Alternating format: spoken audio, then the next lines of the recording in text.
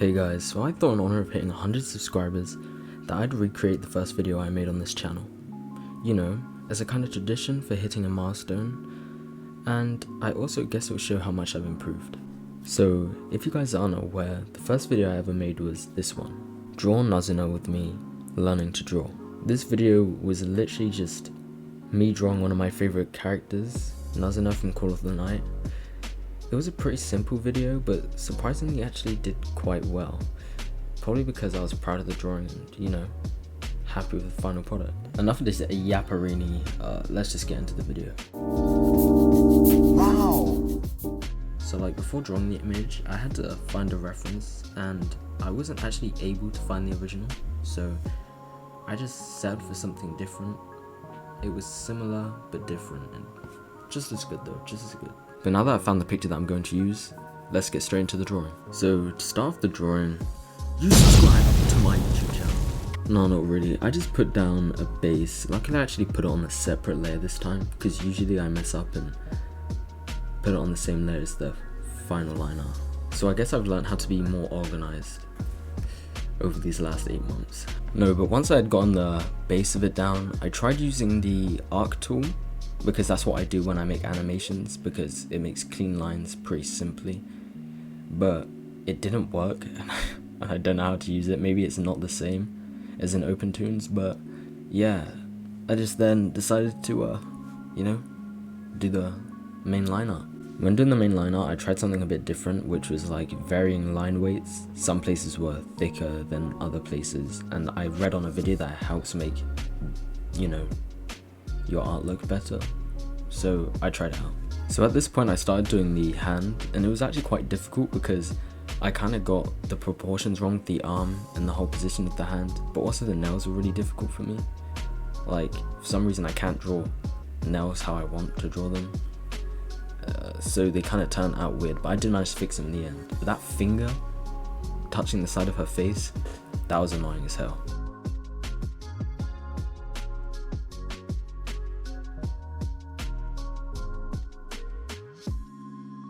So after yapping for a bit, I started on the clothes, and I did this on a separate layer, on a sketch layer, just so I could, you know, get the rough shape of the clothes.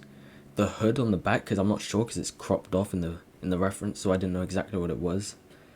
But I tried to make it like, because I know she wears a hood, so I made it into a hood, and I think it turned out okay. Like, I think that's what it's meant to look like. As you can see, I kind of like drew it away from the main image on a separate layer, and then copied that over and, you know, put it to where I was going to make it, and like moved it around and stuff so I could trace over my other drawing, so I could, like, you know, because I felt like when I was drawing it without doing that before, it just felt like it just didn't look right.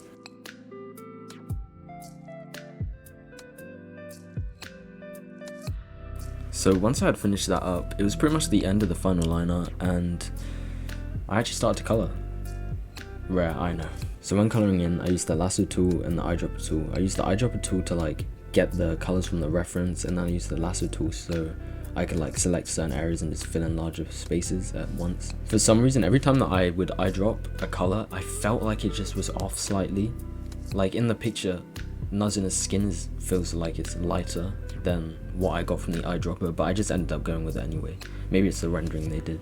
So when coloring the hair, I actually used this tutorial to help me by Kramer Art, where he shows you a method of painting hair from Chinese YouTube. I literally just watched a short, but it was really informative and it helped out quite a bit, so if you want the full video, I'll put it in the link in the description and you can go check it out for yourself.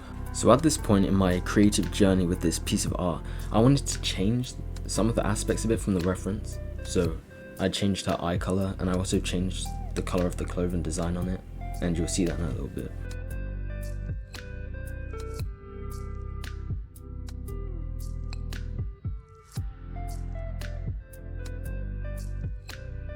So at this point it was the next day, and I started doing the highlights of the hair, and it was actually kind of difficult because I had no clue where the light source was coming from. So I kind of shined a light at a ball, but that didn't even help me, and it was just like something.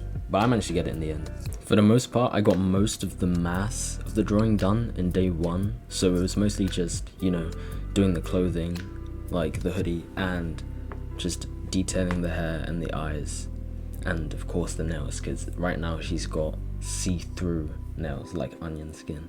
When doing the hair, I actually had a really hard time blending it, because as you could see just a second ago, there were like these lines. You could see the distinct color differences, and I tried using several different blending things. I managed to find like the one that worked for me, but this was genuinely difficult because the tutorial that he was doing was in Procreate, and of course I'm using Clip Studio Paint, so of course some things aren't going to translate. But as you can see, whilst I was yapping about the hair, I looked up some references for vampire clothing and then kind of took those colors and used it to color in the hoodie. I then moved on to the eye, and I practically did the same thing I did with the vampire clothing. I looked up references and I kind of looked at them and took inspiration from several different ones and just tried things out.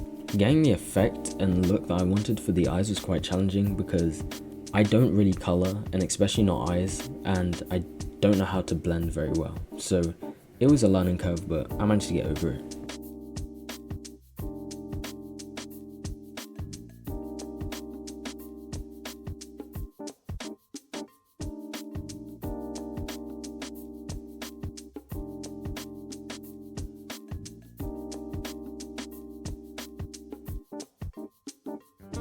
The pattern I ended up putting on the hoodie kind of reminded me of, like, you know, Soul Eater and the Death Scythe. So I think it looked pretty cool, because that looks pretty cool.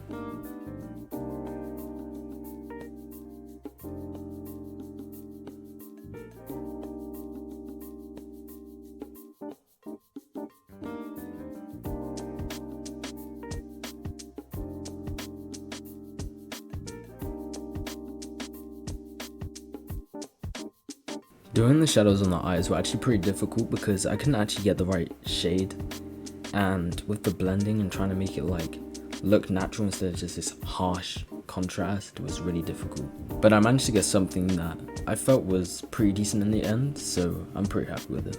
So after this, I kind of just added the finishing touches and removed all the guidelines, and yeah, I just was finishing up the drawing.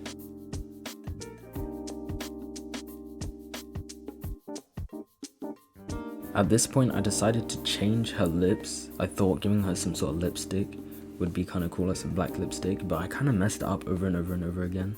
So I redrew the lips entirely and just, like, you know, gave them lipstick.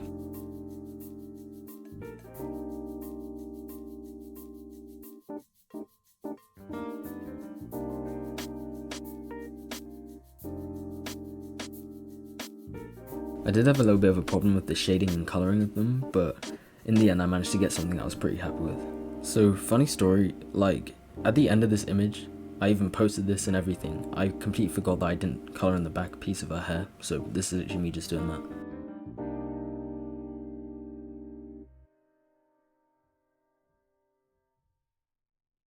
Now this is for the part you've all been waiting for, the final product, and here it is. And this is it next to the original image as well. So I hope you guys enjoyed this video. I am back to regularly uploading on Wednesdays, and I hope to see you in the next one. Bye.